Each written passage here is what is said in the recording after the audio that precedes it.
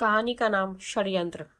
माँ जी, घर में शादी है, मेहमान आने शुरू हो गए हैं और कल रात से मन्नू का बुखार उतर नहीं रहा। ऐसे में मैं उसे देखूं या रसोई, कुछ समझ में नहीं आ रहा। सुचित्रा की घबराहट से लता जी बिल्कुल भी विचलित नहीं हुई। तू परेशान ना हो सुचित्रा, दोनों भाइयों से स्नेह कर रखने वाली उनकी मुंह बोली बहन है ना, वह छोटे की शादी संभालेगी। सुचित्रा समझ में नहीं पाई तो कौतूहलवश पूछ बैठी, कौन माँ जी? क्या मैं जानती हूँ उन्हें? हाँ हाँ, नंदिनी को कौन नहीं जानता, तू भी पहचानती है उसे। अच्छा हाँ, भाई दूज पर आई तो थी, मगर वह तो ससुराल में होंगी ना। नहीं रही, पिछले दिनों जब तू मायके में थी तभी उसके साथ एक बड़ा हादसा हो गया। खैर फुर्सत से बताऊंगी, अभी जाकर मेरे पोते को संभाल। ये कहकर लता जी नंदिनी के घर की ओर निकल पड़ी। पिता की बड़ी लाडली थी। पिता हरी लाल गांव के प्रधान थे और माँ पक्की गृहस्थन। उनका पूरा दिन अनाज खलिहान सहेजने व मजदूरों से काम लेने में निकलता था। तीन बड़े भाइयों की इकलौती बहन उम्र में सबसे छोटी थी, जिसमें सबकी जान बसती थी। बड़े भाइयों और नंदिनी की उम्र में बहुत फासला था। दरअसल पिता अधेड़ हो चले थे, मगर बिटिया के शौक के कारण ही उन्होंने पत्नी को एक बार फिर प्रसूति गृह का मार्ग दिखाया। नंदिनी का जन्म ईश्वर की ऐसी में अनुकंपा लगी। घर गृहस्थी से उब चुके दंपत्ति के घर आंगन में बेटी का खिलखिलाना जैसे किसी गरीब को दिवाली पर बोनस मिलने जैसा था। बिटिया को पूरे समय अपनी नजरों के सामने रखते, खूब लाड जताते।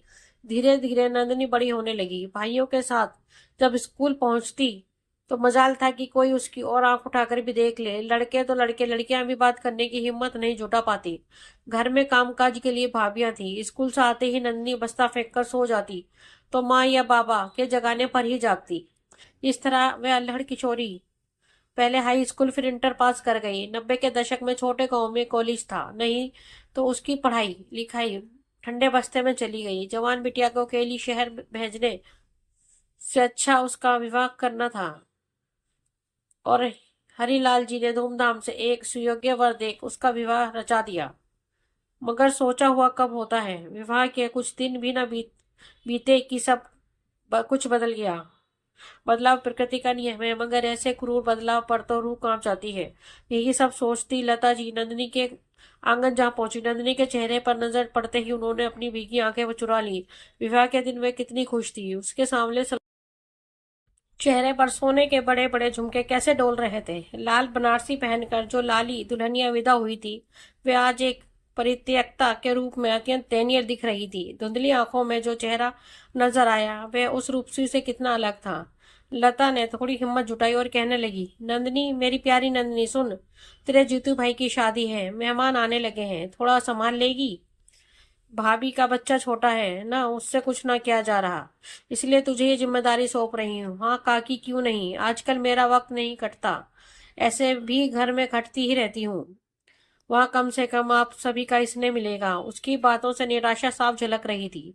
पर लता जी ने उस वक्त उस कुछ भी बोलना ठीक ना समझा। गांव का समाज बदलते परिवेश से अछूता थोड़े ही था।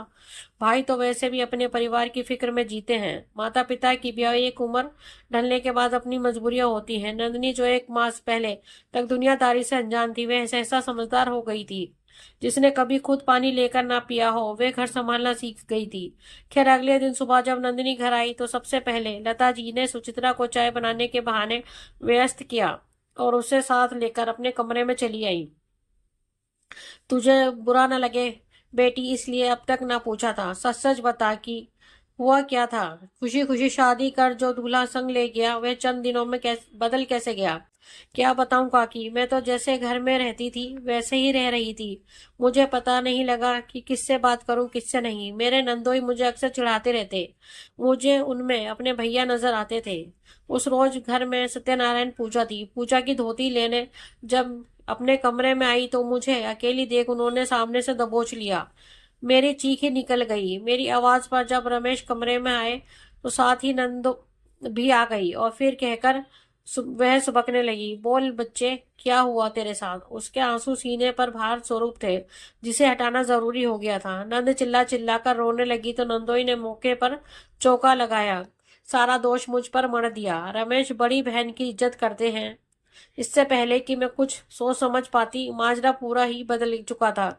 बहनोई के बहकावे में आ चुके रमेश सबके सामने उठपटांग बोलने लगे, तुमने समझाने की कोशिश नहीं की? एक तरफ बहन की जिंदगी और दूसरी ओर मैं अकेली।